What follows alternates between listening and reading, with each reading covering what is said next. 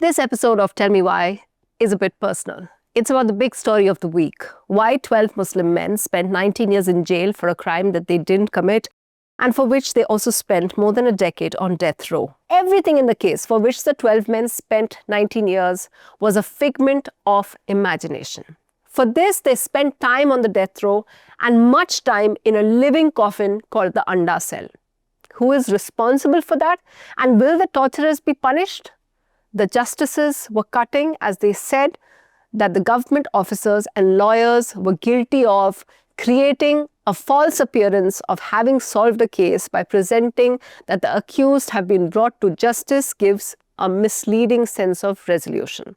This deceptive closure undermines public trust and falsely reassures society, while in reality, the true threat remains at large. And that is the real tragedy of this case. That instead of actually finding out who was responsible for the serial train blast or why did the investigation go so wrong, the Maharashtra government is now appealing against this judgment. How much more time will be wasted on this?